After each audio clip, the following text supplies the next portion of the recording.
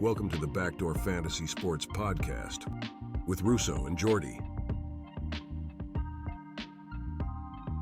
Welcome to the Backdoor Fantasy Sports Podcast. I'm Russo and this is Jordy. And this is our 2024 Dynasty running back rankings. If you are new to the channel, make sure you subscribe, hit the notification bell, and give us a like, leave us a comment. We appreciate the support.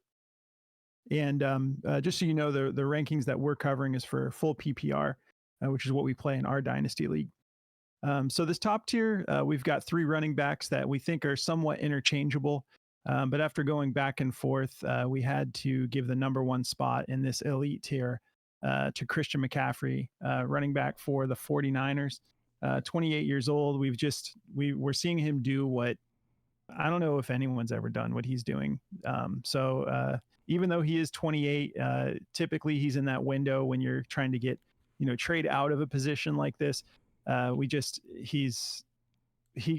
know what to expect. Like he could have another, 3 or 4 years of solid play. So we're not letting the age get in the way. For this year, at least, we've got him at the number one spot. Yeah, I mean, 28 looks different on a lot of people, right? Like Ezekiel Elliott's 28. I'm a big Zeke fan, so I'm using him as a reference here. And he don't look like Christian McCaffrey. So at one point, he looked like a shell of him. But yeah, I mean, 28 years old, played 16 games last year, 272 attempts on the ground for 1,459 rushing yards for 14 rushing touchdowns, 83 targets for 67 receptions for 564 receiving yards, and 7 receiving touchdowns for almost 400 full PPR fantasy points. He ended with 395, averaging 24.7 fantasy points per game. So there was not a game last year that he was not just going absolutely nuts in. Yeah, absolutely. And it was tough, man. Like I'm a little biased because in our Dynasty League, which I know everybody has their Dynasty League, that's just like the most important thing to them. Jordy and I are in the same league, and the competition's fierce. And we actually met up in the championship last year, and Jordy cooked me, but I didn't even belong there. Jordy built, I don't know how he built what he built, but his team is absolutely stacked and looking solid for years to come. But I have Bijan Robinson, and so I was a little biased. I was kind of leaning towards like, maybe he should be number one. And we actually did have him number one for a little bit. And, we kept thinking about it, like Christian McCaffrey, like we're still, Bijan didn't have a bad year last year. And we blame Arthur Smith for the frustrations we had within the goal line looks and bringing in Tyler Algier when we just wanted a full legitimate workhorse.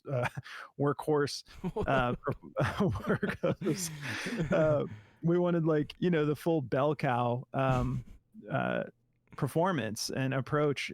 So hopefully we get that without Arthur Smith, but we just need to see it because he's still a long ways off. Everybody's a long ways off from doing what Christian McCaffrey did last year. So we had to give him the number one spot. But coming in at number two is Bijan Robinson, running back for the Atlanta Falcons, just 22 years old. Didn't end the year terrible, all things considered. Still had a pretty solid year. And there's talks of him being used like CMC, which how many times have we heard that? Like he's the next CMC. Like no one's the next CMC. Yeah. But still, there's the talk there. New coaching staff coming in, solid O-line. But we need to see it before we're going to put him ahead of Christian McCaffrey, even only at 22 and McCaffrey's 28. But Bijan, we're very high on him. And like we said, any of these three top guys could be somewhat interchangeable. So let us know in the comments if you see things differently. But let's break down Bijan real quick. Yeah, I mean, this one was pretty close, but like you said, not really close at all when you really look at the numbers. For me, it's just really hard to trust the Falcons front office to make any valuable decisions.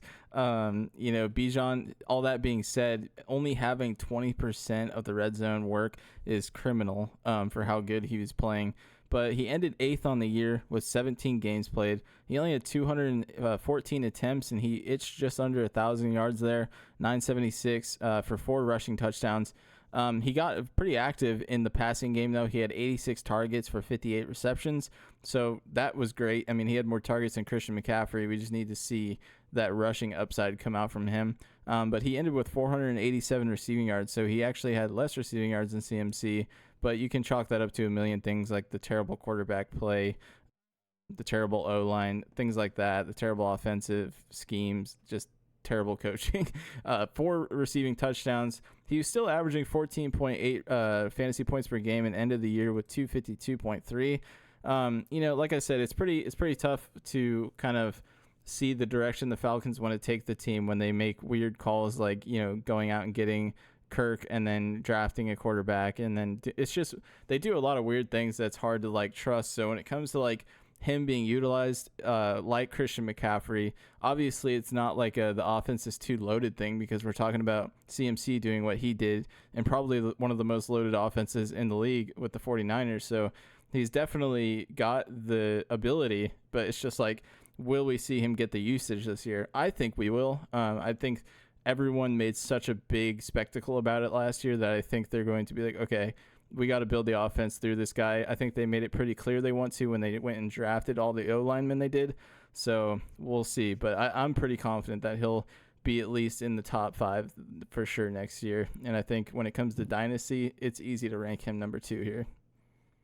Yeah, and one thing I will say about Arthur Smith is he does have a way of getting an O-line to play better than they look on paper. And I think that they had a relatively solid O-line situation last year. It was just another thing is the upgrade with the Kirk Cousins. It's like they had such trash for quarterback play last year that teams could very easily scheme, just a poor offense like that. So I think Kirk is going to really be able to get the passing game going. And that being said, I think it will open things up for Bijan. I'm very excited for it.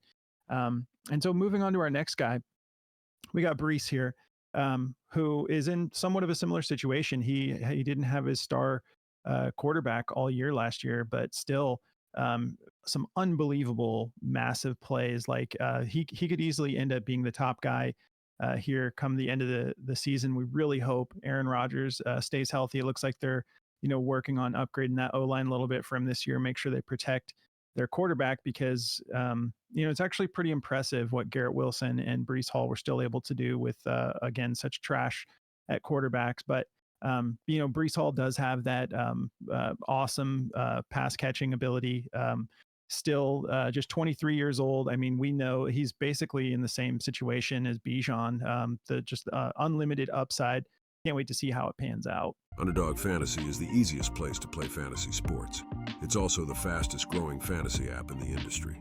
Use code BACKDOOR to receive a deposit match up to $250, plus an instant pick'em special just for you. Yeah, I mean, it's going to be really exciting. Breece Hall, was very exciting to watch last year. It was kind of a weird year for him still with, like, the usage, when you really take a look at, like, what was going on, they were still, like, they still had the handcuffs on him, and it was kind of, like, unfair to see because there were so many games where it was, like, he would do so much with so little. And then they kind of started to unlock him towards the end of the year, but he ended number 2 on the year with a lot less attempts than Travis Etienne, who was number 3. And when you talk about having almost 50 less attempts than Travis Etienne, ending with 994 rushing yards, he had 223 attempts on the ground for 5 rushing touchdowns, 95 receiving targets. So he was heavily involved. That was the most out of any running backs last year, for 76 receptions for 591 receiving yards. With better quarterback play, we could see 100 targets and that number be in the thousands. If Aaron Rodgers is getting him the ball, I could definitely see this guy be putting up insane amounts of receiving numbers. He had 4 receiving touchdowns. He ended the year with 288 fantasy points and 17 per game. So the dude was very active. Their offense, it was tough because their offense, it looks like they have an identity that they want to go with. Like, they want to get Breece involved. They want to get their running backs going, and then they want to spread the ball out. But it's like without Aaron Rodgers, with that playbook that they had built, it just didn't look – it looked so vanilla because it was so lackluster in the quarterback area. So it was like – and the O-line was so bad that anyone who was back there had, like, 0 time to get the ball out. There were so many plays where Breece would just catch the ball and get tackled because he had no time to even turn around. So it's like the kid's going to be in a way better offense this year. They stole one of the best linemen in the league from Dallas. He's going there this year. I'm blanking on his name right now. But he's going to be there this year. Tyron Smith. Tyron Smith is a monster. So having a guy like Tyron Smith on your offensive line, he's definitely a Hall of Famer. So that helps a lot. I just think the offense is set up pretty well for Breece this year. And if Rodgers can stay healthy, I think this dude's really going to thrive. And we could see him definitely, I think, rivaling those CMC Bijan numbers for sure. Absolutely. If he doesn't just end up being the RB1 overall, because he was also entering the year coming off that injury too. So they were at the beginning of the year was sort of easing him in a little bit. So very excited to see what this Jets team can do with a healthy Rodgers, upgraded O-line, because we know their defense is just elite, very excited. Really hope Rodgers stays healthy. Rodgers and Kirk Cousins, they both have me just a little nervous. Like you get a little bit worried about re-injury, but we're hoping that these guys, can come back and be at 100% and get these offenses ticking here. All right. So moving on, starting off our A tier, we've got Jahmyr Gibbs, who is almost in the S tier up here. It's not about raw talent. We know how talented he is, pass catching, just electric whenever he touches the ball. This is really just a David Montgomery thing, which is why we have him starting off the very top of the A tier, because we both believe that David Montgomery is not going to just be going away. Like we expect Gibbs to see a step forward this year, and he's just going to continue to develop. He's got a great O-line. He's in a killer offense. But until, we don't think Montgomery's necessarily going away. So that's why we have to start him off at the top of the A tier here. Yeah, I mean, it's definitely fair to put him here. When it comes to Jahmyr Gibbs, my brother used the reference early last year, and me and Russo both were like, hey, that's actually pretty accurate, was the fact, and I know a lot of people have said this now, but he looks like Alvin Kamara, and I think that's pretty accurate. I mean, the dude runs the same upright, patient style, and he can just hit the go button, and then he's got that second level burst to get past the secondary. It's unbelievable what he's able to do with just such little opportunity. Sometimes it feels like the window's closed on him and he's just getting out there and going nuts. So so to get into what he did last year, he ended 9th on the year, which is pretty stellar because he only played 15 games. They kind of struggled to get him involved early on. It was kind of frustrating to watch because he was like ready to go, but it was like one of those things where they kind of just eased him in, and David Montgomery didn't look like he was going anywhere. And then Montgomery got hurt, and it was like, okay, now Jahmyr Gibbs has been unlocked, and he looks like the guy. So he played 15 games. He had 182 rushing attempts for 945 rushing yards, 10 rushing touchdowns, 71 targets for 52 receptions on 316 receiving yards, and 1 receiving touchdown for 16.3 fantasy points per game. He ended with 244.1 on the year. So, I mean, coming into this next year, I mean, he's got a great system ahead of him. Like, easily one of the most likable offensive-minded coaches in the league when it comes to just hammering the rock. Like, that dude, he loves to run the ball. Like, that's what they want to do. They want to run the ball, and they have Jared Goff, who's just precise and gets the ball out to the guys when he needs to. But Jahmyr Gibbs looks like a real receiving threat. He looks like a real rushing threat. So when it comes to like them having a really good offensive line, I mean, their offensive line is ranked, coming into this year, their offensive line is ranked number 1 coming into this year. That's Clay's projections. Mike Clay. Yeah, Mike Clay's projections for the offensive line, and he's very credible. So, coming into the year with them being number 1, I mean, this kid is going to have a great year. I think, obviously, it's tough. We wanted to put him in the S tier, but like Russo was saying, with the Montgomery thing and him eating up all that touchdown work, it's just hard to put him in the S tier, not because of his talent, but because of the system. But we're really hyped on Jahmyr Gibbs. Absolutely. And coming up right after Gibbs, we've got Kyren Williams, who we both believe is being underrated this year. I know a lot of analysts are kind of feeling the same way. Blake Corum coming in is, going to be an exciting addition for the Rams, but we just don't like this whole idea that Blake Corum is going to be replacing Kyren, kind of like the way Kyren did Cam Akers. We just don't think it's the same situation. And Kyren's only 23 years old. So after seeing what he was able to do last year, we just think that there's enough room for Blake Corum to come in and still get 100 to 150 touches and it not affect what Kyren's able to do. Yeah, I mean, the dude played 12 games last year and ended 7th on the year for running backs in full PPR. He played 12 games, had 228 rushing attempts, and 1,144 rushing yards for 12 rushing touchdowns. He had 48 receiving targets, caught 32 of those for 206 yards and 3 receiving touchdowns.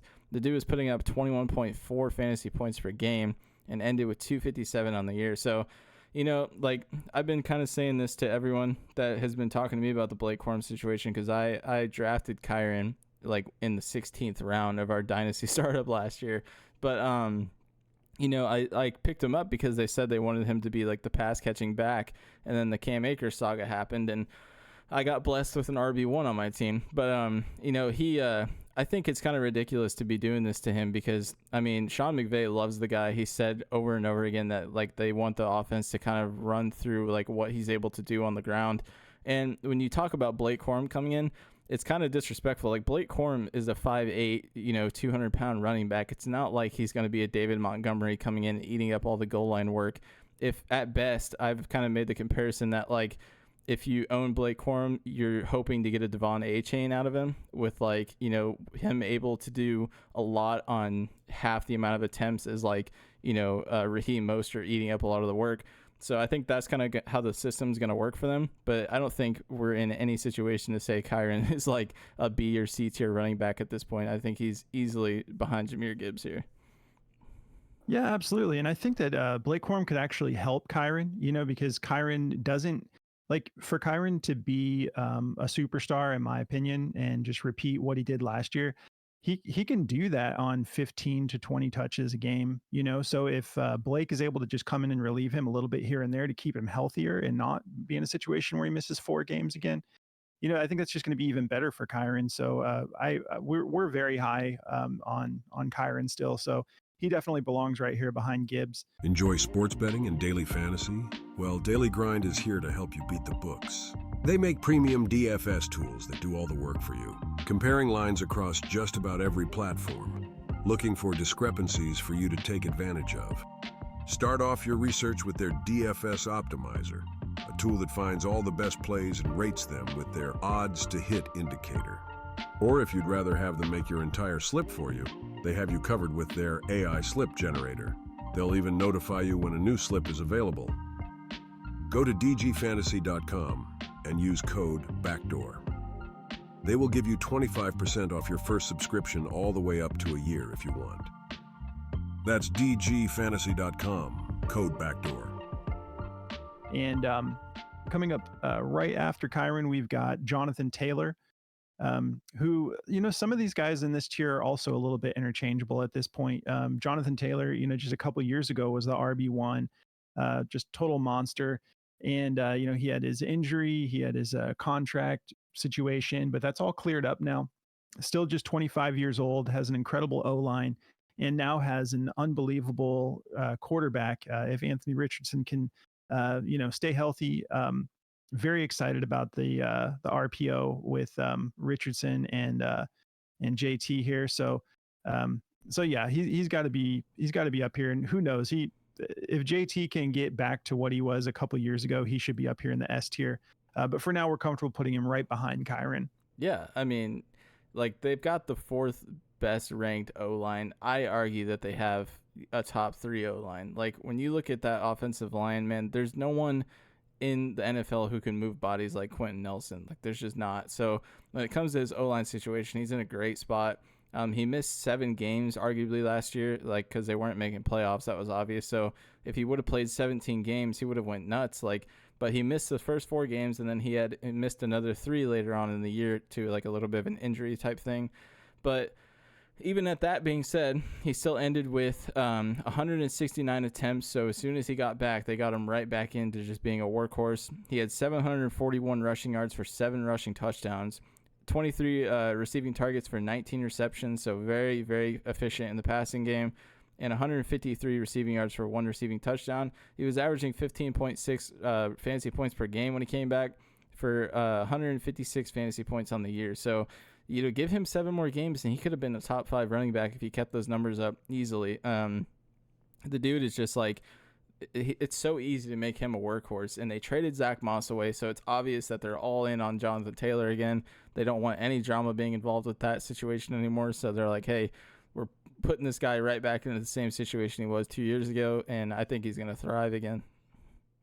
Me too. I'm very excited as the Jonathan Taylor and Anthony Richardson owner. That RPO is going to be right up there with Lamar and Derrick Henry. Yeah, that's going to be nasty as well. All right, so next up, we've got Travis Etienne, running back for the Jacksonville Jaguars, just 25 years old. Monster season last year. There's a little bit of coach speak about getting Tank Bigsby or other running backs a little bit more involved, but we saw them try that a few times last year with Dearness Johnson and Tank, and maybe they will get Tank a little bit more involved. We were very high on Tank coming in. I think most people were. If you drafted Travis Etienne last year, you hit the jackpot because he ended up being way better than everyone was projecting him to be. But we have him right here behind Jonathan Taylor in our rankings. Yeah, I think it's pretty fair. I think he was kind of off everyone's radar because he went 306 in our league for a dynasty startup. Looking back at that, there's so many people I would have taken him over in that situation. But Travis Etienne had a great year. Obviously, he ended 3rd on the year with 17 games played. The best talent is availability, right? Like if you're healthy and you can stay healthy, that is like the best thing to give a team, especially when you're playing like he did. 17 games, 267 rushing attempts for 1,000 yards, 11 rushing touchdowns, 73 targets for 53 receptions for 476 receiving yards and 1 receiving touchdown. He was averaging 16.4 fantasy points per game. He definitely had a good start to a great start to the season, kind of lulled off in the middle of the season and then ended strong. So the fantasy points per game, the dude was averaging 2 touchdowns per game in the beginning of the year. So that super inflated his numbers, which he was putting in the work, but it's he definitely performed at an insane level those first 6 games. Yeah, man. And I remember even when he went at 306, I was kind of like, what? I thought, I was like, what's this guy doing? And then, I felt really stupid those first few weeks. I'm like, oh my God, what a mess. But you're talking to a guy who traded out of a Tony Pollard situation. I took Tony Pollard at the end of the first round. So I was like, I got to bail ship as soon as I can. But I turned it into something good. But yeah, I would have much rather have had Travis Etienne than Tony Pollard. I'll tell you that much. Yeah, well, you turned that into you got out at the perfect time. Yeah. All right, so next up we've got Sequin Barkley, running back for the Philadelphia Eagles. 27 years old. We're so excited to see how this is going to pan out. He's got a killer O-line now. He's been an incredible player his whole career, dealt with some injuries here and there, but the dude is just a monster. He's a good pass catcher, and he's been on an absolutely terrible team his whole career. Now he gets to go be behind a killer O-line, great offense, tons of weapons, and I'm excited to see how Kellen Moore is going to use Saquon in that offense. Yeah, it's going to be fantastic. I'm a proud Saquon owner in our Dynasty League, so I am very excited for this situation. You're talking about a guy who has just been the king of consistent great play when he's available, going from being in the bottom 3 O-lines in the league to now being in the top 5 O-line with the Philadelphia Eagles. It's just going to be a great situation for him. The dude ended even last year missing a couple games again, ended 13th on the year with 14 games played, 247 rushing attempts for 962 rushing yards, 6 rushing touchdowns, 60 receiving targets for 41 receptions. So, over 80% on the receiving category there is great. 4 receiving touchdowns for almost 300 yards, ended with 16.1 fantasy points per game and 225.2 on the year. So, the situation couldn't get better for him. They also have the second easiest start to their schedule for the first 7 games. So the dude is just going to have hopefully a field day in the beginning of the year. It's going to get a little tougher, but it's still Saquon Barkley, still going to go nuts. But those first 7 games should be amazing for him to really get off to a hot start. Yeah, absolutely. And I just keep thinking back to that one monster DeAndre Swift game. last year. And I just think, is that going to be what we see, week in and week out, that type of usage? He can handle that workload. And so just very excited. I don't even have Saquon, but been a huge fan of his since he entered the league. And now it's going to be just wild to see how this pans out with the Eagles. So even at age 27, going on 28, we think that people are a little too low on this situation with Saquon going to the Eagles. So we got to put him in here, with these top 5 in the A tier. And then wrapping up our A tier, we've got Devon Achane, 22 years old, running back for, if I can get him all the way up there. No, we got him up here. Running back for the Miami Dolphins. Just absolutely electric. Doesn't need a crazy workload to be incredible. I don't think that he should have, he's not like a bell cow type. If they can somehow work that out, then great. If he can stay healthy, he's a little light, but we saw what he did last year. And especially for Dynasty, we got to put him up here at the end of the A tier as far as value goes. Yeah, I mean, the dude is unbelievable. And that's what I was saying, like, for the Blake Corum owners, like, this is what you could pray for to get out of him, because for someone who only played 11 games, he had 103 rushing attempts for 800 rushing yards, 8 rushing touchdowns. He had 37 receiving targets for 27 receptions. So dude caught 90% of the passes thrown his way, and he had almost 200 receiving yards for 3 receiving touchdowns.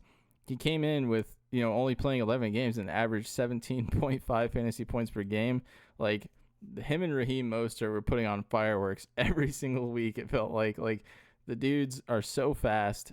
Devon Achane literally looks like a superstar in the making. If they could just, who knows how long the Raheem Mostert thing is going to last. He's almost 33 years old, but it's like, this kid is the future of their running team, like, for their running backs. Like, he's unbelievable. Yeah. And, they've been talking about, getting him into the receiving game even more, just lining up as a receiver in some of these schemes. So, I mean, their coach, Mike McDaniels, right? Yeah. Mike yeah, he's such a fun coach, like a brilliant offensive mind. Like there's only one Dolphins, it's like one of those things where it's just like, there's only one of that type of offensive approach. It's absolutely electric what they did to Denver last year, after Mike McDaniels couldn't get an interview for the coaching position. Then he goes in there and drops 70 on him. It's crazy. So anyways, excited for Achane. Just there is a little bit of nervousness there of like, we just don't want him to get hurt. So I actually don't think that he belongs in a situation where he's getting like crazy bell cow type work, because he just doesn't need it in that offense. So he's going to be an electric player. Very excited to see what he's going to be doing in year 2. All right. So starting off the B tier, we've got Josh Jacobs, running back for the Green Bay Packers now. 26 years old. Obviously coming off of a season with the Raiders where he just wasn't on a good offense that could do much. We saw him do incredible things a few years ago, and it says something about where they see his durability and his ability to be just a bell cow when they let Aaron Jones go, and then they bring in Jacobs and sign him to a relatively fat deal. I know that as far as guarantees go and the contract goes, I know that they have a way out in the next couple of years, but they seem really high on him. We know what he's capable of, so he's got to start off the B tier here for us. Yeah, last year he was in the worst offensive line in the league. They were rated, so keep that in mind when you're looking at some of his numbers here. But yeah, last year he ended 27th amongst the running backs in full PPR. He had 13 games played, so he didn't get a whole season in, but he had 233 rushing attempts for 805 yards. So he could have gotten way more out of those yardage with a good O-line, obviously. 6 rushing touchdowns, 54 receiving targets for 37 receptions for 300 receiving yards. No receiving touchdowns, but he ended with 14.1 fantasy points per game on 183.1 for the year.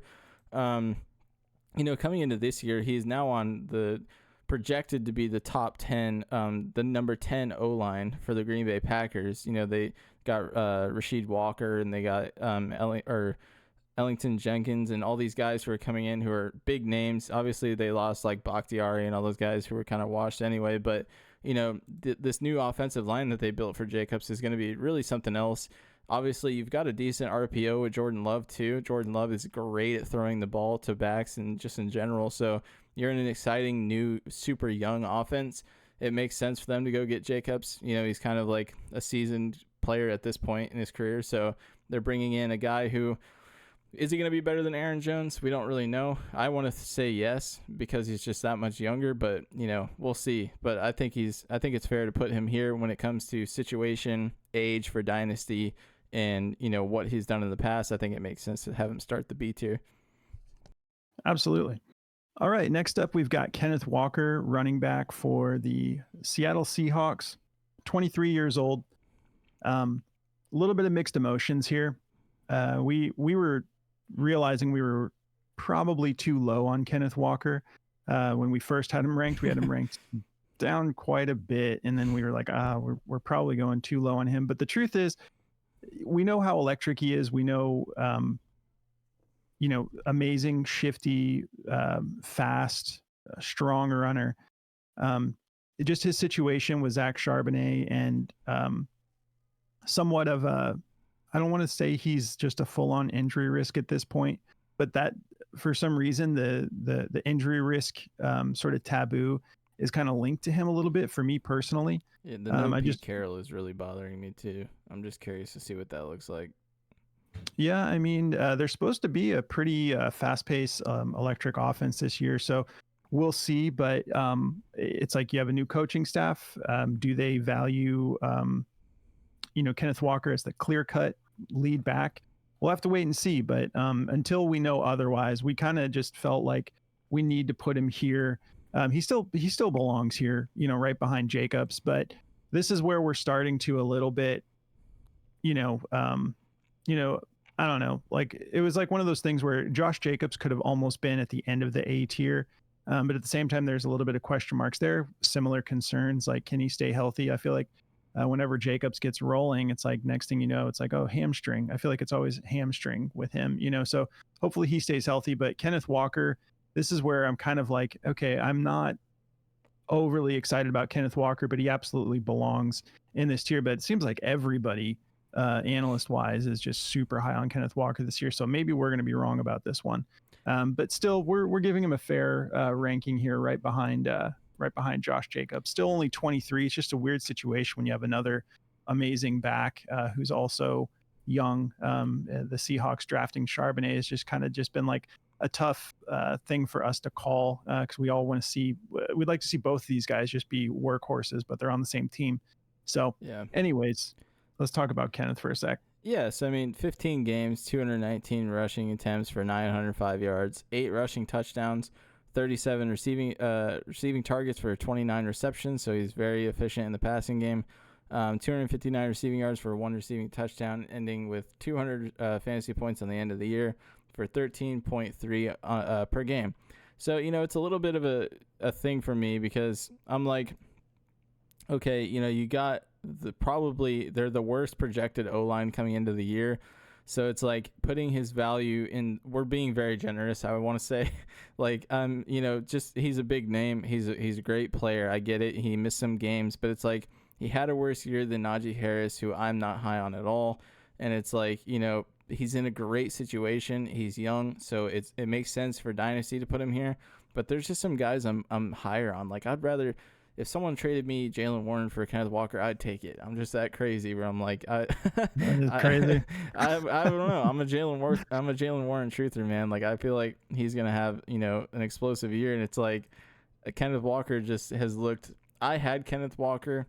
I traded him right before he went nuclear his first year, but it's like, to me, with the whole situation and them having the worst O-line and whatnot, I'm just like a wait and see kind of guy. But I have a feeling that we're going to look back on this list and be like, yeah, we were a little high on him. But we're putting him here out of respect and like the situation. So for Dynasty, I would still go get him at, the second spot in the B tier for sure. Yeah, and some of our rankings too. Our rankings were kind of also trying to package a little bit of value in there too, as far as like what you can get for this guy. So like, as far as overall performance, you can probably tell by the way we're talking, we're not sold on him having some trajectory into, some top 5 situation at the end of the year. But we could be wrong, and if you think we're wrong, let us know in the comments. I know I'm gonna get some wrongs for that, but yeah, the Jaylen Warren hot take.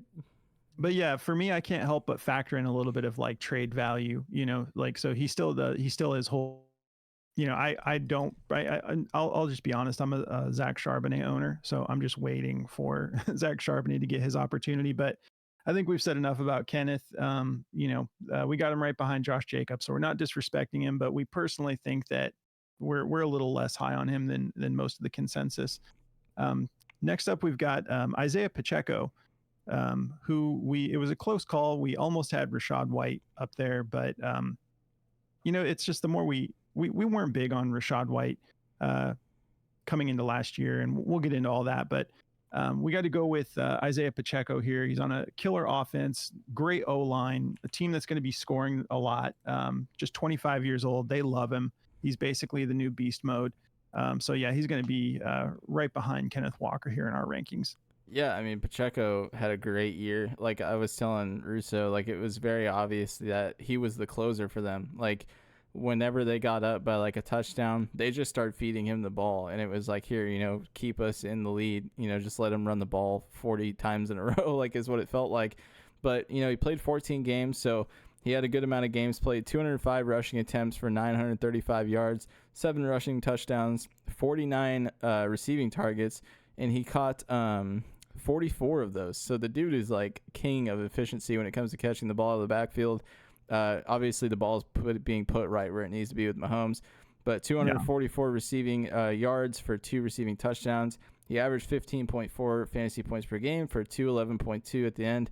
So, I mean, the dude was very consistent. Like I said, he kind of took off in the later half of the year for sure, but it was like once they knew how aggressive of a runner this guy was, it was like they just started giving him the ball at the end of the game, like 6 times in a row, and it was like, okay, this dude is obviously very, very aggressive when it comes to running the ball, and he knows where to get the ball to get what he needs, and he's a smart player. So coming in with the 7th best ranked O-line on the year and the 5th easiest schedule, I think it's pretty easy to see, like, okay, even longevity wise, forget the schedule for this year, but like the dude, if you're looking for a dynasty running back in the B value, like you're not going to get anyone that's close to what Pacheco is going to give you in that kind of system right now. So, and it's not like he's in an overloaded offense. Look at what CMC is doing. So, pretty easy to put him there.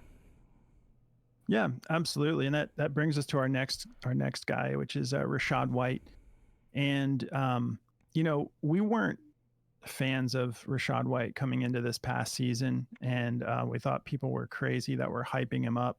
There's only a few analysts out there that were hyping him up, but I was just like, I don't get it. Like, we watched his tape and he looked terrible running the ball. Even when he took off, that was really part of their offensive coordinator, I think is Canales. He I think that what we saw was a lot of just the scheming, and it was all like pass catching. If you actually look at his efficiency with running the ball, what did we say he was like? I think I had it here. Yeah, so he ended the year 3.6 yards per carry on 272 attempts. So it's just like, it's nothing to be that excited about. He did catch the ball great, but as far as actual efficiency, we're not that high on him. But he provided a lot of value last year, so we're not going to just like completely be off of him here. So we've got him right behind Pacheco. I think it's a fair ranking, but we're not personally sold that we're just going to see a repeat of last year with a new offensive coordinator coming in here and Liam Cohen. And so we'll see how it plays out. But right now we've got him behind Pacheco. Yeah, I mean, new offensive coordinator. He played 17 games last year. He was 4th overall for running backs in full PPR. And I think he was just like kind of a product of volume, honestly. Like, I think if you put anyone in his shoes with that amount of volume, I think you would have had probably even better numbers when it comes to running the ball, at least.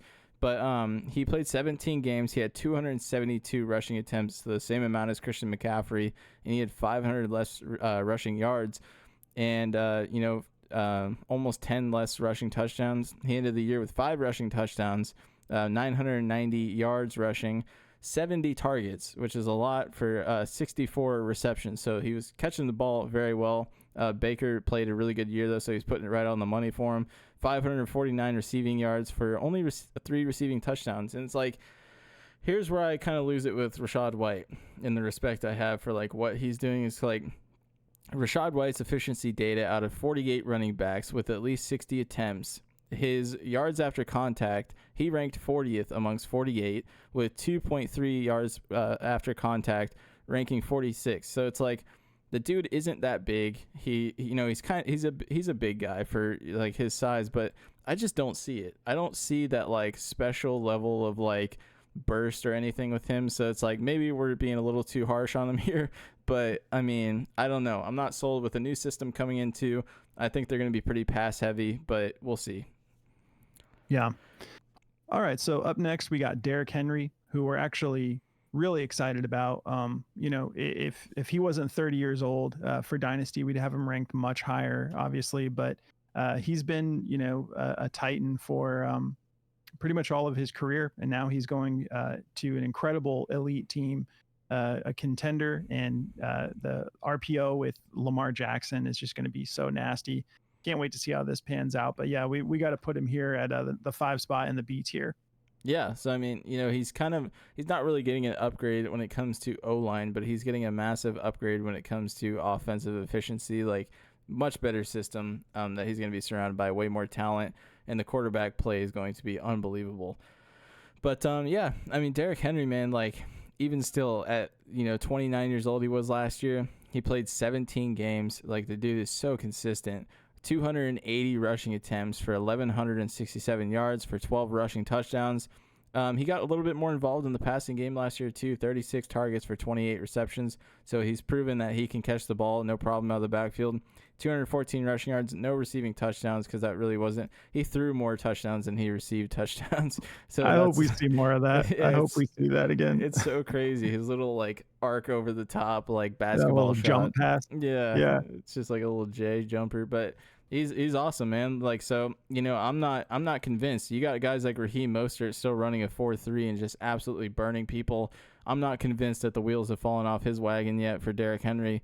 I think he's at least got another 2 to 3 years in him at the level he's playing at, maybe 2. So it's like, for Dynasty, I'm comfortable drafting Derrick Henry and then trading him down the road before the wheels fall off. But right now, I would gladly take Derrick Henry. I would take Derrick Henry over Rachaad White, but that's just me. That's what I'm saying. Yeah, I would just move him up one, dude. I don't even know. Let's just do it. Yeah. All right. There's going to be some mad Tampa Bay fans in the comments. Also, Raheem Mostert is running a 4.3. You sure about that? Dude, yes. I think he actually like clocked a 4.2 last year still. Like the dude is no way blazing fast. All right, you guys got to call out Jordy in the comments if he's wrong about that. Wrong, man. I dare you. That just seems crazy to me. But yeah, I mean, I'm so excited for Derrick Henry, and talk about the amount of touchdowns he could end up ending this year at. Like you said, we think he's an underrated pass catcher. Yeah. We've seen moments where you're like, is that Derrick Henry just caught, like, did he just go 6 of 6? So we'll see. Hopefully, we know that can be a part of his game. So we can't wait to see how this pans out with this Ravens offense here. All right, so just real quick to back myself up. Last year, the former Purdue running back Raheem Mostert, at 32 years old, recorded a 4.34 40-yard dash time. What, dude? Yeah. I thought for sure, I was like, okay, someone's gonna call out Jordy because he just pulled that out of nowhere. Dude. But wow. Okay. All right. Mostert.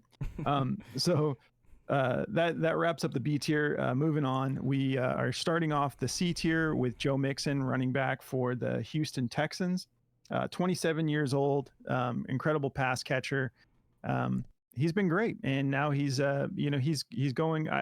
I don't know for sure. You can tell me, but it seems like the O-line would be an upgrade from at least from what he dealt with last year. It's projected to be an upgrade for sure. I guess they're kind of close, so we'll see. But I mean, the Texans O-line looked pretty reliable last year.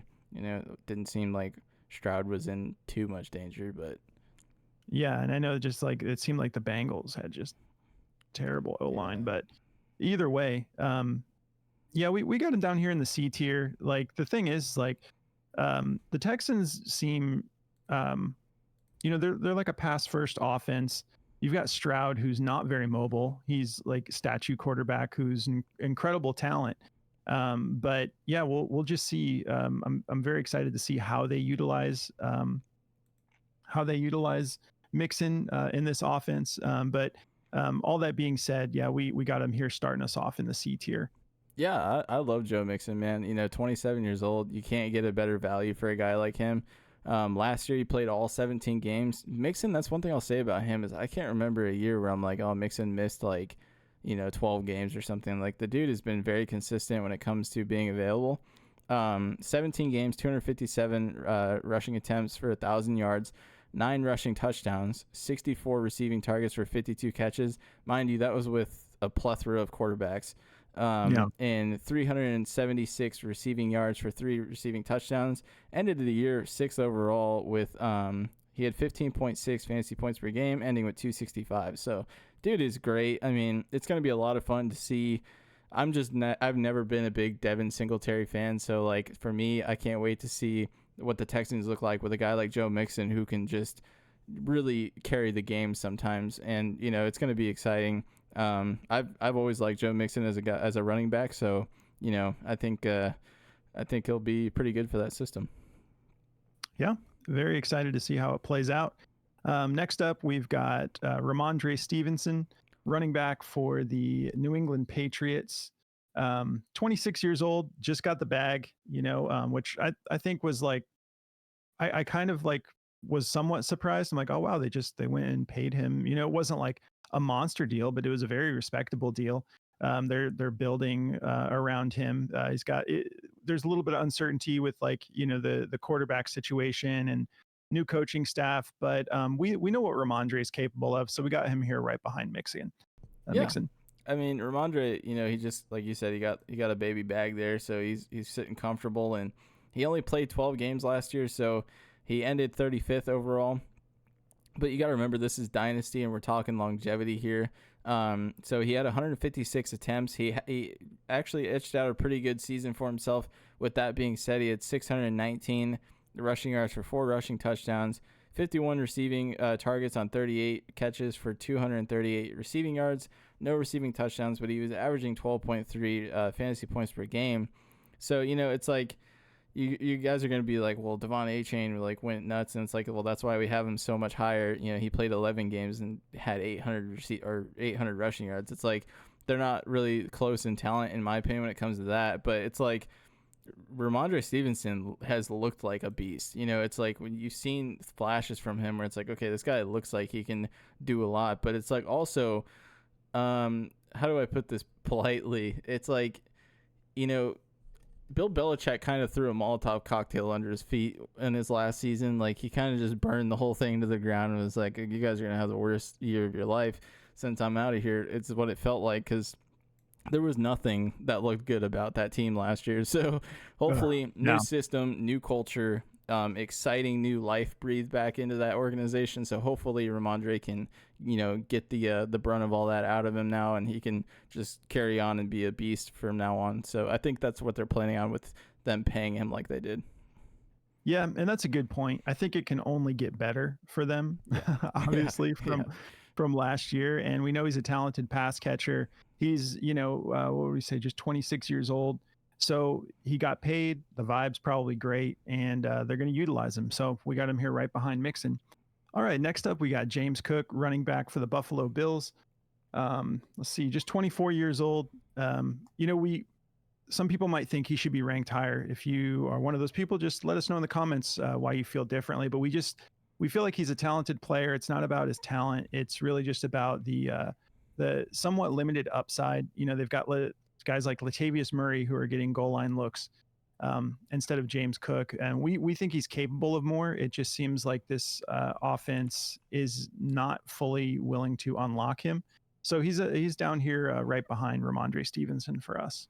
Yeah, and like it's tough because he had a great year last year. I'll start off with his stats before I get into it, but he ended 11th on the year, 17 games played, so he was available, 237 rushing attempts for 1,100 yards and only 2 rushing touchdowns, 54 receiving targets for 44 receptions, 445 receiving yards for 4 receiving touchdowns. He was averaging 13.9 fantasy points per game, ended with 236.7. So, it's one of those things, like, it feels like every highlight clip you watch of him getting a touchdown, he created the play himself, and they're not giving him the goal line opportunities because they had Stephon Diggs and Dalton Kincaid.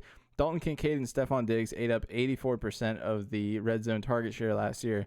I don't think that's going to change because they got big body receivers on their team right now. They got, they're hyping up Chase Claypool. I know a lot of people are probably laughing at that remark, but I guess we'll just see, how that plays out. But yeah, they're just a pass first kind of red zone team. So it's a little hard to trust like him giving you the touchdown value, when you have people like Raheem Mostert who put up 18 rushing touchdowns last year.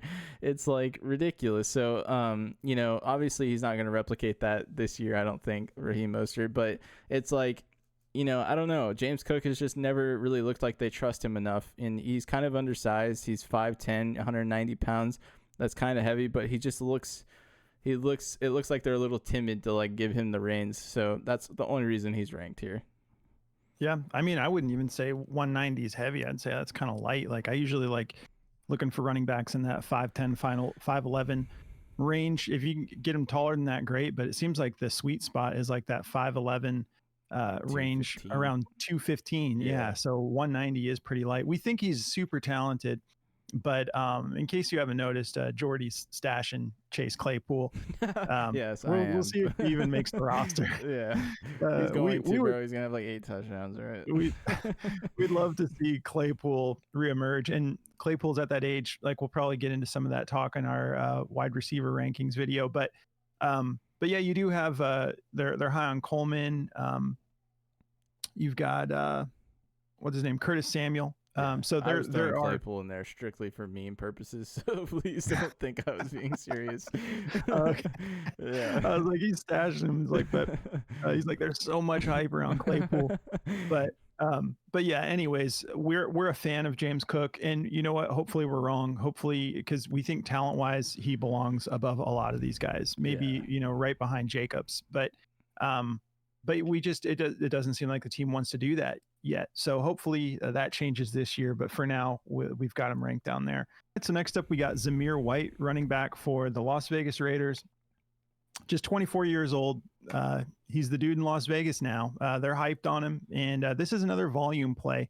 We don't know what this offense is going to look like, but he is probably going to get a lot of touches. So he looked relatively efficient in his opportunity towards the end of the year last year. So Josh Jacobs is out. Zamir White's the new guy. So we got him here for Dynasty right behind James Cook. Yeah, I mean, Zamir White, he's got they've fully given him the key to the offense, right? Like, he's projected to be the number 22 running back on the year. He's projected for 868 rushing yards, and they expect him to get around 10 touchdowns total. So we'll see. I mean, that would be a great start for Zamir White to, having the reins to the running back spot here. But not much of a sample size on him last year. He ended with just like really like 3 games played at the end of the year, or 4 games played, but he played really well in those 4 games. The last 4 games of the season, he went for 17.5, 17.5, 15, and 16 fantasy points, and he was getting a ton of carries. So, it's like, we'll see. He had 104 attempts on the year, so he was sprinkled in and out, but he really, really got unlocked in those last couple of games. 451 yards for only 1 touchdown, so not enough to like say yay or nay yet, but for us it makes sense to put him here strictly off of age, situation, and just projections. Like, he's projected to kind of go nuts, so we'll see, but I think it's fair to put him here. Yeah, absolutely. Especially because we're kind of getting into these tiers now too, where a volume play like him with the opportunities, I think that's a fair assessment in the C tier. Yeah. Next up, we got Brian Robinson Jr., running back for the Washington Commanders. 25 years old, was pretty impressive coming off of the shot legs. Did more did more than we were expecting. Now he's got a new offensive coordinator. Cliff Kingsbury's coming to town. And this is going to be a fast-paced offense. There's a lot of talk about them running a lot of no huddle. If you remember Cliff Kingsbury when he had his run with the Arizona Cardinals, you had James Conner and you had what's his name, Chase. Oh, Chase Edmonds. Chase Edmonds. Yeah. Chase Edmonds was relevant. So there's a lot of running to be had in the Cliff Kingsbury fast-paced offense. There's going to be a lot more plays. Brian Robinson is capable of catching the ball, and we know he has Austin Eckler there, which is honestly a little bit of a question mark. Like Austin Eckler could surprise this year, in my opinion. But we like Brian Robinson here. He's just going to get more opportunities. He's going to be, in our opinion, a better offense than he was a part of with the old regime. So we got him here right behind Zamir White. Yeah, I mean, I think everyone who watched Brian Robinson in Alabama was like, holy crap, this guy looks like an insane talent. And he is. I mean, the dude got shot in the legs and still played the year. The dude is an athlete. Like, it's insane. So, he played 15 games on the year, and he had 178 touches for 733 rushing yards, 5 rushing touchdowns, 43 receiving targets for 36 receptions for 368 receiving yards, 4 receiving touchdowns. So getting 9 touchdowns out of a dude that got shot at the first half of the year, it's like that's an insane amount of value. Other than like the shooting type stuff, it's like the dude looks like he could really be something special. They kind of like sprinkled him into the beginning of the year too. So like for him to like kind of explode at the last half of the year like he did, it's like, okay, now we're seeing that like this guy could really be the real deal. But you have the Austin Eckler situation. So it's just a little scary to kind of see, because Austin Eckler, I mean, 2 years ago was like the RB1, so it's like, it's a little scary to kind of see what Eckler's been the underdog before, and he's just shown out. So we'll see. Yeah, and you've got what could end up being a pretty interesting RPO situation with Jaden Daniels there. Yeah. So we're actually pretty excited about Brian Robinson Jr. We think he's somewhat of a value right now. Yeah, the more I think about it, the more I like it. It's like one of those things.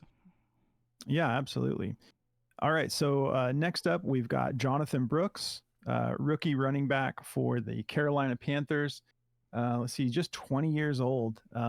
He's trying to get back fully healthy coming off of his injury, but now Canales is the head coach in Carolina, so they're going to be running the ball a lot. If you think about what Rachaad White was doing last year with the pass catching and whatnot, and just the heavy volume, this could be pretty interesting. So he's young. He should probably, I'm sure a lot of you think we should maybe have him ranked higher than this, since it is Dynasty. But again, we're kind of taking an approach of like, let's see how this shakes out. So we think this is fair to put him here behind Brian Robinson in the C tier. Yeah, he's projected for 187 touches. He's projected for or 183 touches is what they're projecting for 838 yards, 6 rushing touchdowns. They're projecting him for around 45 receptions for around 300 yards. We'll see. I mean, it's kind of hard to predict like touchdowns. I think that's a little crazy to try to predict, but like yardage, I think he'll be in that 800 to 1,000 range. I mean, when you're looking at the situation and like how guys have been able to eat in this offense, like think about people like Chuba Hubbard or whoever it may be. Like some guys have had success, so I think it's fair to like put him here, especially being as young as he is. My God. Yeah, and they really need to see what they've got in Bryce Young. I think Canales is a huge upgrade as head coach. So we'll see. But I really do think that they're going to be a pretty run-heavy offense. So I would be excited if I was the Dynasty owner. No doubt. So, all right, next up we got DeAndre Swift, running back for the Chicago Bears. This is going to wrap up our C tier. And I think us, like most people, it's kind of like, I'm not that excited about DeAndre Swift. Yeah. Like, I'm just not. Like he never keeps his job wherever he goes. We saw that one game, where he exploded with the Philadelphia Eagles, but it's like now he's entering a backfield with Khalil Herbert and Roschon Johnson, who Roschon Johnson is a great pass catcher as well. So like, it's just, I don't know. Is this just going to be a full-on rotation? He does have the lead spot. He got the bag. They went and got him early. So we're showing him a little bit of respect, putting him here at the end of the C tier. Yeah, I mean, this is a guy that I've never really been too hyped on. I drafted him in like a redraft league the first year he came in, and I traded him like after like 3 games because I was just like, yeah, he looks cool, but it's just a fun new toy type thing. He ended 19th on the year, 16 games played, 229 rushing attempts. He eked out 1,000 yards though, so I mean, he had a pretty productive year. 5 rushing touchdowns, 49 receiving targets for 39 receptions. So he's very consistent catching the ball. And 214 receiving yards for 1 receiving touchdown. He was averaging 12.6 fantasy points per game.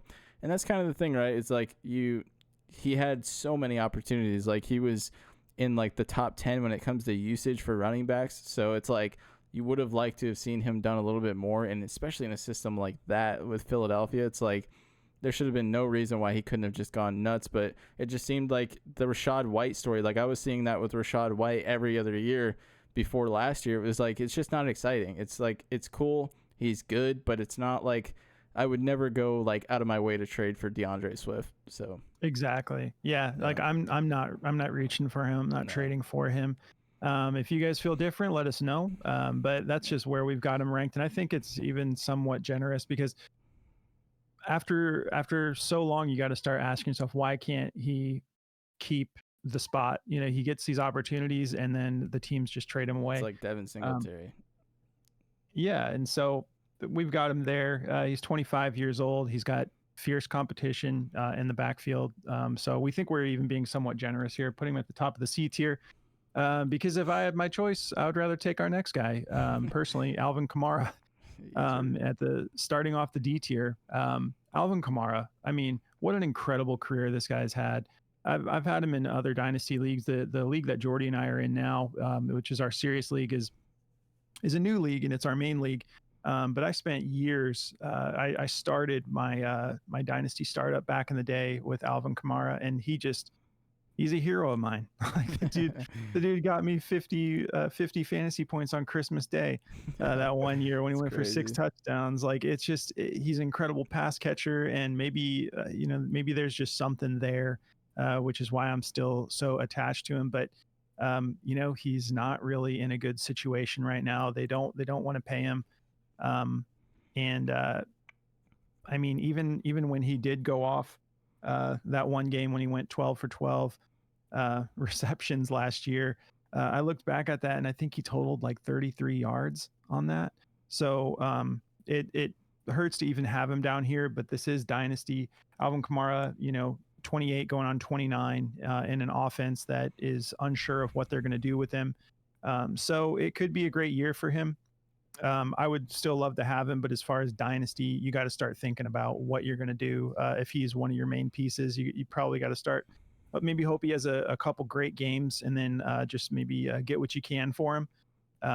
If it's like one of those situations where you can't get the proper value for him, I would just keep him on your roster. Like I think he's going to be the starter. He's way better than Kendre Miller, in my opinion. Like Absolutely.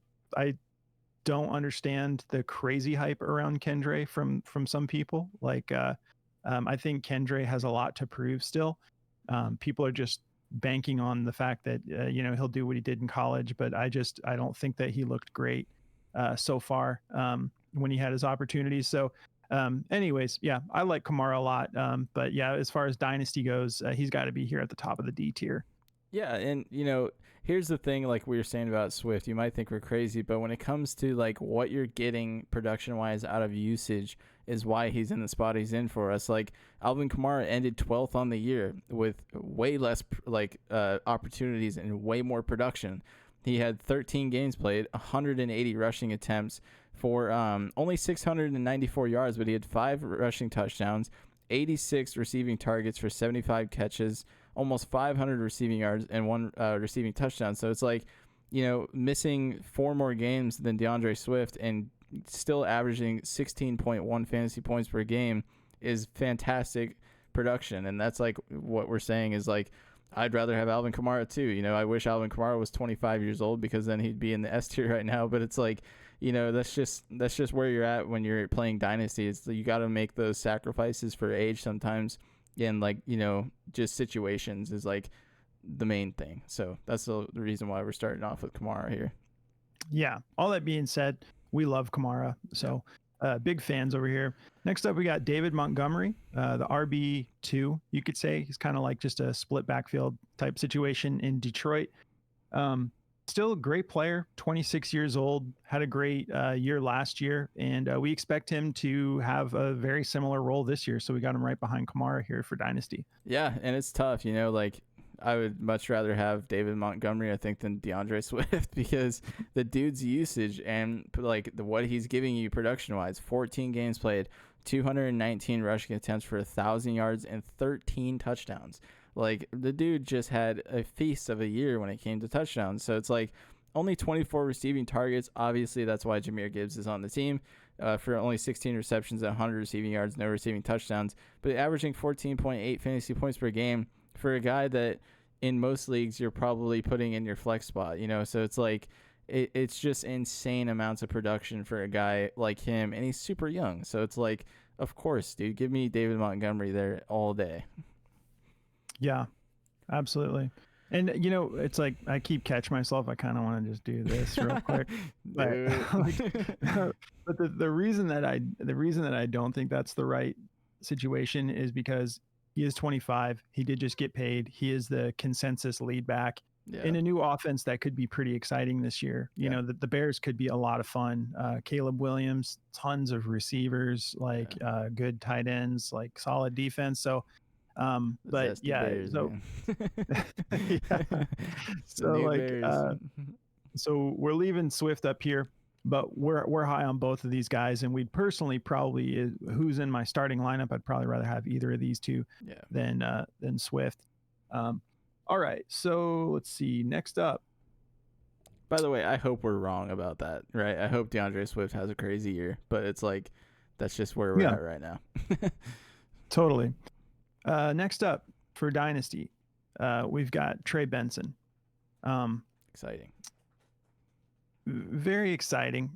Kind of sad because I'm a James Conner owner, and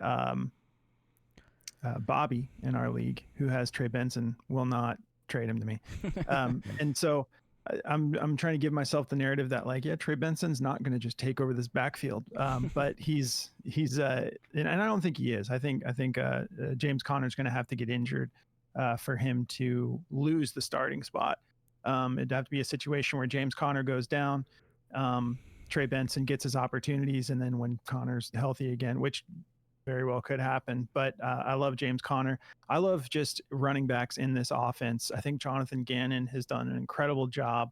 As an Arizona Cardinals fan, I was a little bit skeptical when I saw his, clips in the locker room.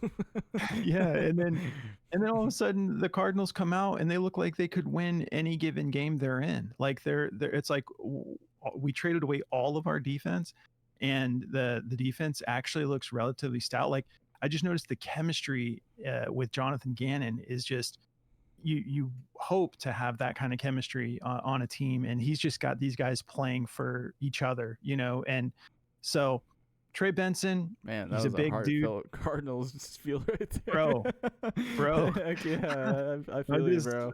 Zeke Elliott's gonna lead my Cowboys to the Super Bowl. I'm calling it now.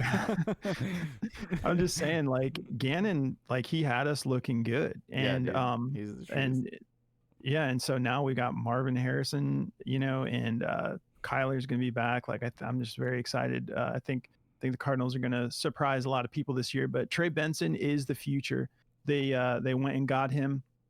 He's gonna be growing with this team. I think he's a great asset to go get for Dynasty. We'll see what happens with James Conner after this year, but This is a very RB friendly offense. So I think going and getting Trey Benson is great. I would absolutely, I'm totally comfortable having him here right behind Montgomery.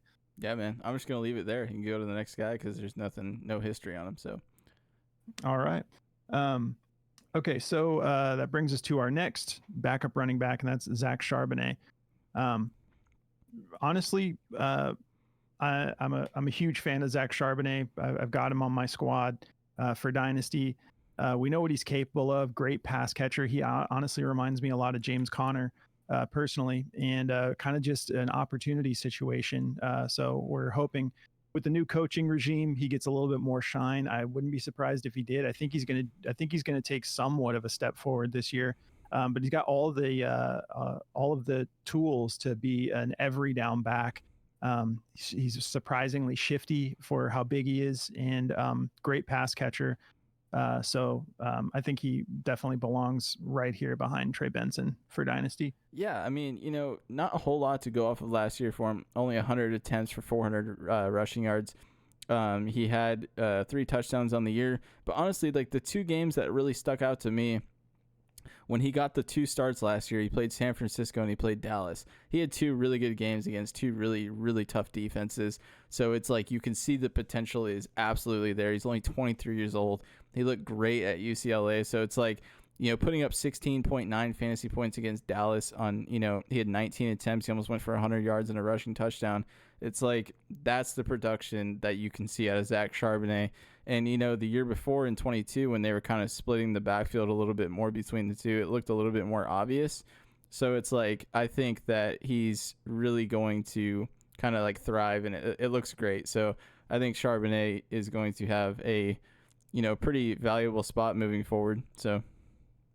Yeah, and that's part of the reason that we're not as high on Kenneth Walker. Yeah. And I think there's a real chance that the new coaching regime maybe sees more of like Walker as like a change of pace, explosive, big play type guy, and maybe Charbonnet fits into that role a little bit better of the workhorse. So we'll see. Maybe I'm just a little wishful thinking, but that's what I'm hoping for. Yeah. All right, next up we got Tyjae Spears, running back for the Tennessee Titans, 23 years old, new coaching staff.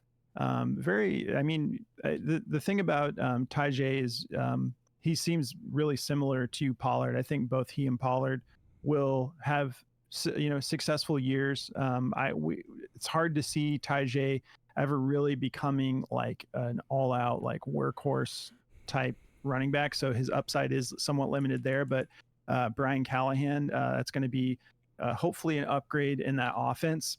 We're kind of bummed to see Vrabel go. We thought Vrabel was a good coach, but Brian Callahan really had some great history there with the Bengals with offensive coordinating. And so we got Tyjae here. We think he fits well, like right behind Zach Charbonnet as far as Dynasty goes. Yeah, played all 17 games, had 100 rushing attempts for 453 yards, 2 rushing touchdowns. He had 70 receiving targets for only 52 catches. Obviously, that was a lot to quarterback play, but I think it's going to definitely sharpen up this year. For 385 receiving yards and 1 receiving touchdown. He was averaging just 9 fantasy points per game, so he was like a flex option at best, last year. But honestly, like we could see that get a huge tick this year. That's why we're putting him here. Tony Pollard, he really looked like he just kind of was like over the hill last year. It's like I think the Cowboys are known for kind of chewing up guys and spitting them out. So I think they kind of got the best out of Tony Pollard, but who knows? Maybe we could see a resurgence here with Tyjae Spears. Maybe they can kind of recreate that Zeke and Pollard thing, but we'll see what happens. But it's definitely going to be exciting. I think Tyjae Spears looks much better than Pollard, in my opinion. Just when it comes to like athleticism, he just looks like a freak athlete sometimes. He does. He looks totally electric sometimes as soon as you get the ball in his hands. Yeah. All right. So next up, we got Javonte Williams, running back for the Denver Broncos. This one kind of hurts. He feels so much older than this because of how banged up he's got, but he's only 24 years old. The thing is like he's not one of Sean Payton's guys. So we'll see how this plays out. The reason we have him way down here is because he just truly hasn't looked the same after all these injuries. When he was first breaking onto the scene, it was like, oh my God, this dude's just like breaking tackles and trucking everybody, like great pass catcher. Like, so Yeah, I we'll see how this. drafted Chase Edmonds the year he became a thing, and I was like, oh, nice. See you later, Chase Edmonds. Was Chase on the Broncos during that time? I think so, yeah. Okay, yeah, that would maybe make sense. I'm trying to remember. 22, okay. Right? Probably. I don't remember because I only followed Chase when he was on the Cardinals. but yeah, we feel like yeah, it was. We feel like Javonte, this is just kind of like the jury's out. We have to see, are they going to go all in on him? They keep drafting running backs. You got Audric Estime, who I'm personally high on, probably just because I drafted him. But he's got a little bit of competition there now that Peyton has one of his selections. They're kind of maybe competing for that spot. And then Jaleel McLaughlin, or McLaughlin, however you say. I keep hearing so many people pronounce it differently, but there's just there's a lot of different running backs that I think Peyton's going to be getting involved. So maybe we'll be wrong about this, but he's I believe he's in a contract year, so he's going to have to kind of prove it this year. So we'll see how this pans out. But for now, we just feel comfortable, kind of like we don't know where this is going to go. So for Dynasty, we got him here behind Tyjae. Yeah, he ended 29th on the year, 16 games played, 217 rushing attempts. He only was able to get 774 yards rushing with 3 rushing touchdowns, 58 receiving targets on 47 receptions for 228 receiving yards, 2 receiving touchdowns. He averaged 11.1 fantasy points per game. Like he was saying, it's kind of, it's in that range where it's like, I think Javonte Williams, the recipe for like people coming back from that type of injury is usually the second year. So if we're going to see a Javonte Williams resurgence, it's going to be this year. So it's just a little scary to put all your eggs in that basket and put him higher on this list for Dynasty. If like, okay, he's, last year he had a decent year, but is he going to do better than that this year? I don't know, because Sean Payton is always the kind of guy who's running 2 or 3 backs. It's like we've seen that with Alvin Kamara and Mark Ingram. It was always a tandem between those two. So it's just a little scary to, if you're trying to find like an RB1 or RB2 for your team, it's a little scary to put your eggs in that Javonte basket right now. But I know a lot of people are high on him, so maybe we were wrong, but we'll see. Yeah, we'll see how that plays out. And then wrapping up the D tier, we've got Blake Corum, rookie running back for the Los Angeles Rams. We kind of talked about how we feel with Blake earlier. That's why we got him way down here, ending the D tier for us. Talented running back. We just don't think he's a threat at all to Kyren Williams personally. So I don't know if you have any projections you want to talk about or anything, but I'm just not like. Let's see what he's projected to do. Let's see what Clay's got him at. So Clay's got him to be right around like the 600 rushing yard range. So it's like I could see that. I could see him, maybe having like a productive year in that category. I think honestly it'll probably be more like a Zach Charbonnet story last year where it was like 400 rushing yards on like 100 attempts. I don't think he's going to get anything more than that. It just wouldn't make sense. Kyren Williams has been so productive that it doesn't make sense, and he's the same size guy. So it's like you're not bringing in a big David Montgomery to get touchdowns here. You're just bringing in another Kyren Williams, So it's like, I don't know. Well, maybe I'm wrong, but I'm just not that high on Corum. Yeah, same here. Talented. If you want to stash him, great. But if you think that he's going to be another Kyren Williams story, Taxi I think you're squad. Yeah, I think you're wrong about that. So starting off our E tier, we got James Conner, my boy, who I'm not giving up on. This is one of those things, man. Like I have him in Dynasty, and it's like what people want to give me for Conner in a trade. It's like, no, I'd rather just like ride out the rest of this situation because 100. The dude was a monster last year, and he's been a monster everywhere he plays. He's resilient. He's a great pass catcher, and the dude is just, he gets injured a little bit, but it's because he plays so hard. So it breaks my heart to even have him down here in the E tier, but realistically for Dynasty, I know what kind of value people are placing on him. So I got him down here in the E tier, but he's in my book the guy that I'm just going to keep on my squad, and I'm going to keep getting those points like he went off last year, So, starting off the E tier. Yeah, I mean, I love James Conner, man. I've been a huge fan of him. I've always kind of been like a closet fan of like the Steelers running back squad for some reason. Like they always they find the craziest weird talent in their running backs. And I love James Conner coming out of, Pittsburgh. So, last year he had a great year for only playing 13 games. The dude had 208 carries for 1,040 yards, 7 touchdowns, 33 targets on 27 receptions, super consistent in the passing game. Only 165 receiving yards, but 2 receiving touchdowns. And he was averaging 5 more fantasy points per game than DeAndre Swift. Coming back at you, DeAndre Swift. But he averaged 15.5 fantasy points per game and ended with 200. So it's like he's still very, very relevant, whether people are trying to push him out or not for Trey Benson reasons. It's like I think a lot of the hate that Connor's getting for no reason is the Trey Benson hype. And I don't think that's very fair. Right now with, what is he? You said 30 or 20? 29. 29. Yeah. He's got another year or two before he's, eclipsed for sure. Kind of want to do this. Does that seem unfair? No, I mean, I don't want Javonte over Connor. I don't want Tyjae over Connor. Like if I just got to trade for that straight up personally, I would move Blake Corum down to E then. Let's do that. That's where I'm feeling. Yeah. All right, that looks better. That makes me feel a little bit better. Yeah. All right. Okay, so moving on. Raheem Mostert, who's going to be anything right there? Yeah, I mean, this dude is a freak of nature, so I don't even really know like how long his career is going to last or like it's just he's a cannonball, man. Yeah, so running back for the Miami Dolphins, 32 years old.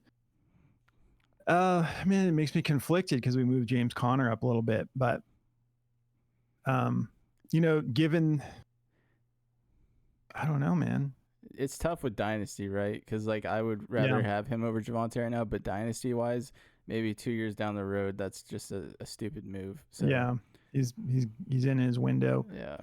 And even to be fair, maybe I should just put Tyjae above Connor. Just don't want to give Javonte that. No.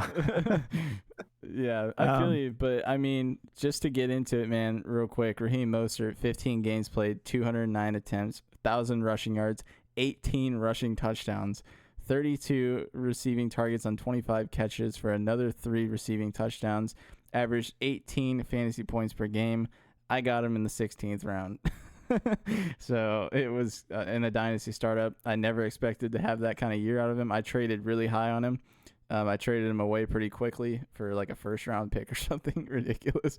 But I had a lot of fun watching Raheem Mostert go nuts. That was a crazy year from them. That was I couldn't believe what I was seeing. I was like, Mostert, how is he getting better somehow? Yeah. Like since he left the 49ers as he gets older. Mike Daniels scenario. I think he really unlocked that guy's talent. Yeah. McDaniels. Show him a little respect. It might even be McDaniel. I don't even know if there's an S on it. I didn't know there was a Mick in there. My bad. Yeah, man. He's a bad A coach for sure. Yeah. All right. Next up, we got Najee Harris, who people are probably going to think, I mean, people are so high on this dude, and I don't really see why. But we got him behind Mostert, if that tells you anything.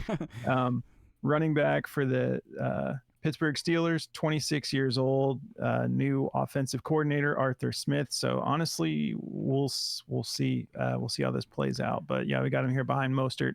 Dude, this one just irks me so bad because he had 100 more rushing attempts than Jaylen Warren, and Jaylen Warren had more production. So it's like, it's just, I've never understood it. The first year when they were giving him an absurd amount of carries, and I think he had like 315 carries his rookie year or something ridiculous, and he looked awesome, but it was all production, man. He was averaging like 3 yards a carry.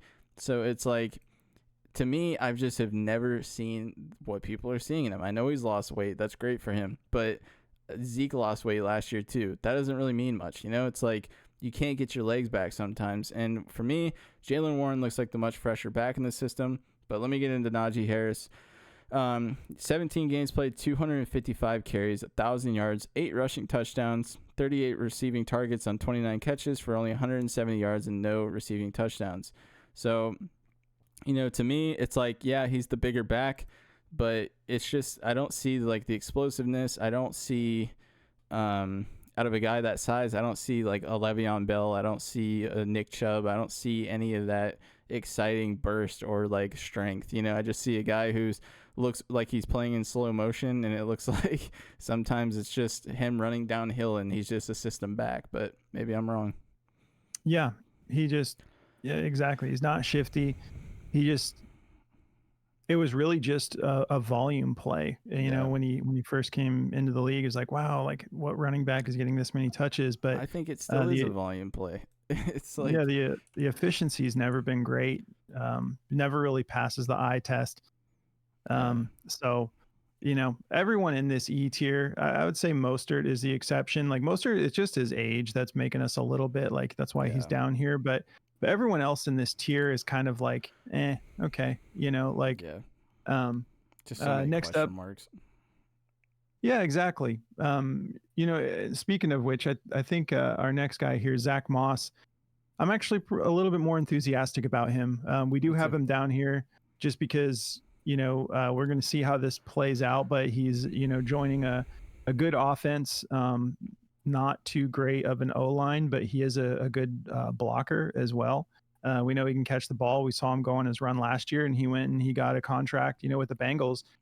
He's not old. What is he? Just 26 years old. So he's in that window.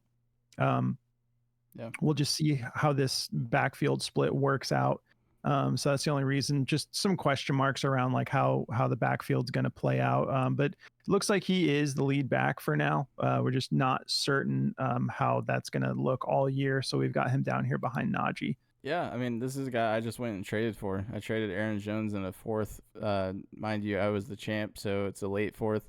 I traded him, Aaron Jones, for Zack Moss. So, I'm really high on Zack Moss. I think that it's just there's a lot of question marks behind like productivity, right? So it's like last year he did great. He ended as the 31st back, in the league, but he was behind, one of the best backs in the league. So it's like 14 games. 183 attempts for almost 800 yards, 5 rushing touchdowns, 37 targets on 27 receptions. So very, very good in that category. 200 receiving yards and two receiving touchdowns. He was averaging 12 fantasy points per game. So for a guy that, you're probably just going to want to like flex sometimes on like bye weeks, he's a great option. He's definitely like a valuable, maybe even an RB2 in some leagues. So it just depends how deep your league is and what you're looking for. But I think Zack Moss has a lot of value coming into this year, especially. Yeah, and that's kind of the range we're in right now is like flex and bye week fill-ins. Right.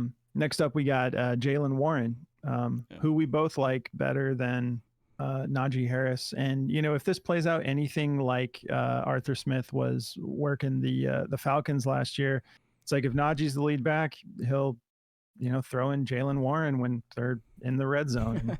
Jaylen Warren will get all the touchdowns. I hope you're right, because I have Jaylen Warren too. But Jaylen Warren, he ended 3 spots above Najee Harris last year in fantasy production. He ended 20th on the year, 17 games played, 149 rushing attempts, and he had 800 rushing yards. So you're talking about 100 less rushing attempts, and he had 200 less rushing yards. Like, dude, come on. And he had 4 rushing touchdowns, but I mean, Najee's eating up all the red zone work. 74 receiving targets on 61 receptions. So you're talking full PPR. I love that value you're getting out of Jaylen Warren. Almost 400 receiving yards, no receiving touchdowns, sadly, but he ended with 200 receiving or fantasy points and 11 fantasy points per game. So, like, Jaylen Warren looks like the truth to me, but maybe I'm tripping.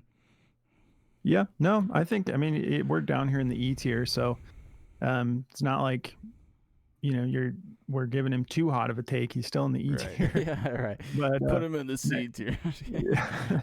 Next up, we've got Aaron Jones. Feel free to roast us if you think that we're way too low on the lead back for the Minnesota Vikings. 29 years old. We've seen him have an incredible career when he's healthy. It's just we've also seen him be out for a lot of the season, multiple years. And also what is it about the Packers that they thought Josh Jacobs, who also deals with injuries, was that much safer to invest in than Aaron Jones. So we hope Aaron Jones has a good year, but he does have, is it Ty Chandler? Who they're high on as well, who looked good with his opportunities. So we'll see how long and how much opportunities Aaron Jones gets. But we know he can catch the ball. We know he's explosive when he's healthy, but he's just in that window. You're not going to be able to get that much from him in Dynasty. 29 years old, going on 30, and he doesn't look like a Raheem Mostert type situation, pushing 30. So we got him behind Warren. Yeah, it's tough. Like my dad, who's like a lifelong Packers fan, was like kind of confused on why they just kind of traded Aaron Jones for Aaron Jones 2.0 is what it feels like, because Aaron Jones has been valuable the older he gets. He's been kind of putting up the same, if not better numbers some years. It's kind of crazy. He's like up and down. But the biggest thing with him is availability. That's why I traded him for Zack Moss. I'm like, give me the little bit of a younger guy going into a very similar situation. So, I mean, Aaron Jones, I had him last year, and like I said, I got some value out of him. He burned me some weeks because they were like, oh, he's starting, he's healthy, and he'd put up nothing, and then he'd leave the game after like 3 touches. So that's the kind of stuff I can't stand when it comes to guys like this. But yeah, I mean, getting into his stats last year. So yeah, last year, we were saying availability, he only played 11 games. He ended as the 37 back on the year in Dynasty full PPR, and he had 656 rushing yards, only 2 rushing touchdowns, 43 receiving targets on 30 receptions, only 1 receiving touchdown for 233 yards.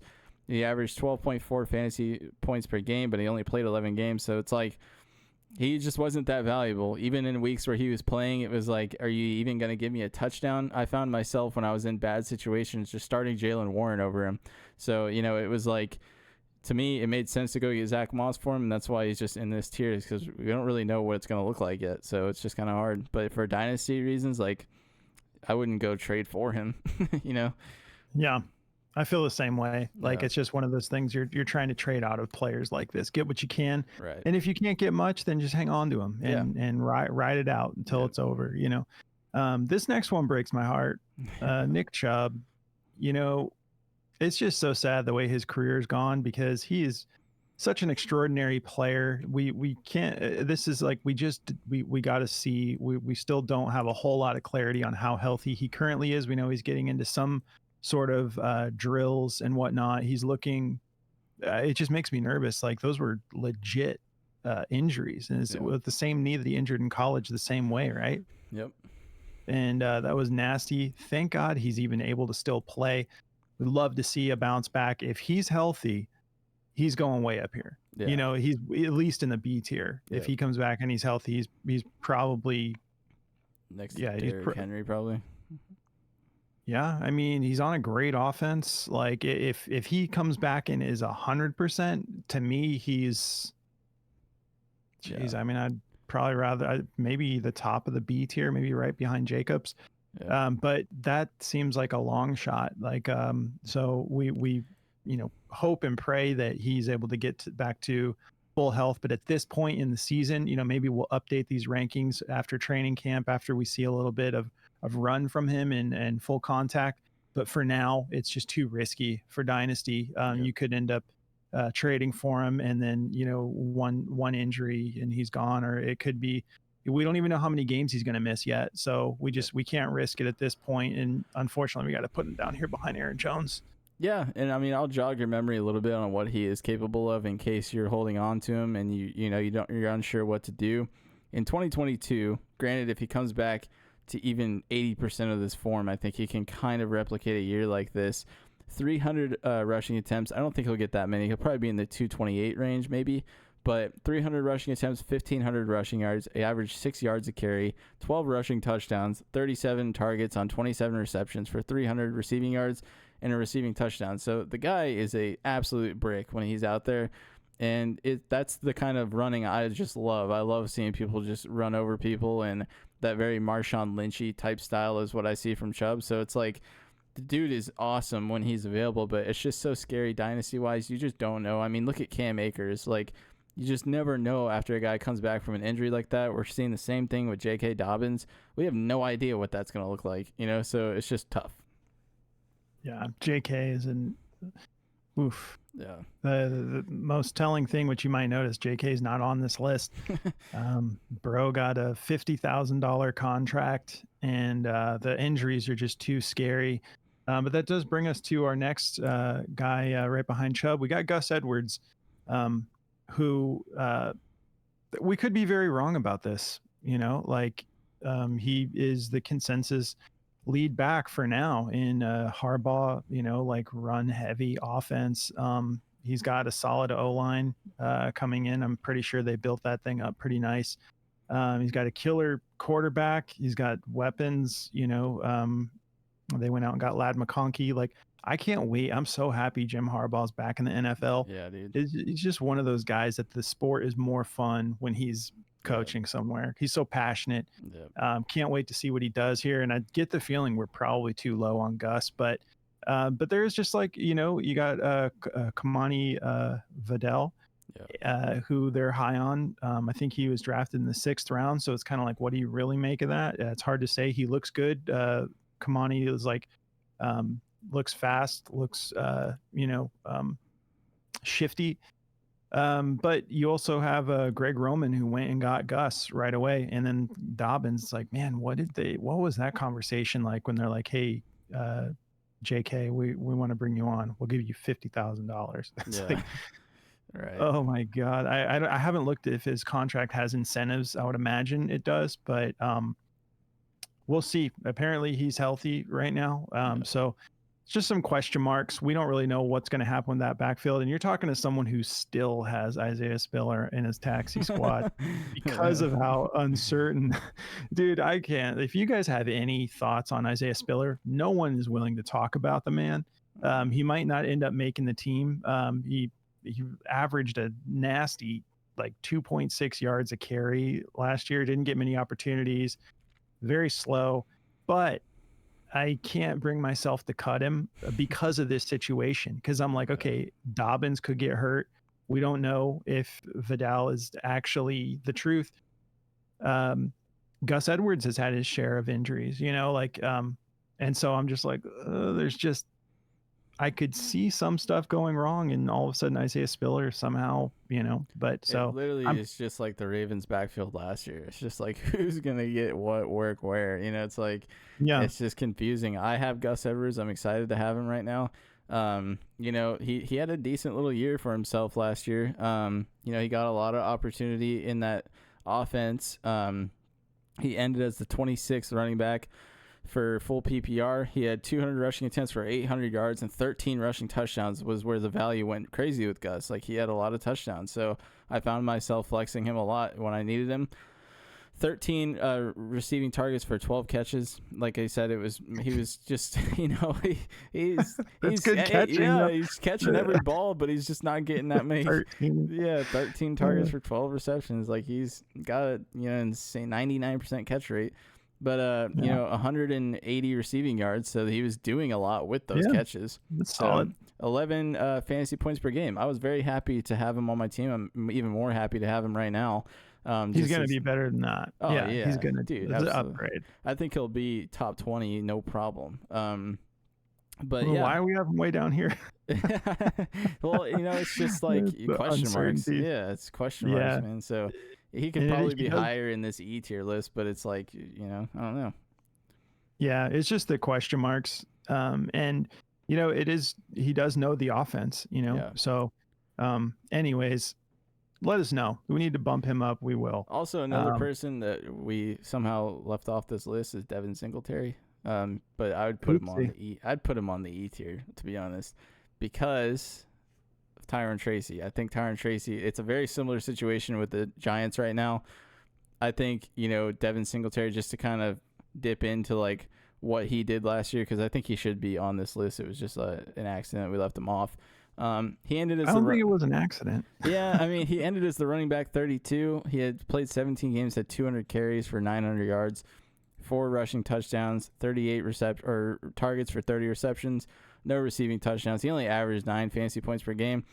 I think it's a matter of time with Devin Singletary everywhere he goes. I don't think he has any dynasty value. I think last year was probably the best year he's ever going to have for the rest of his career. Maybe I'm being a little harsh, but I just think Tyron Tracy looks so much more valuable right now. I would go trade for Tyron Tracy before Devin Singletary. Honestly, I just would.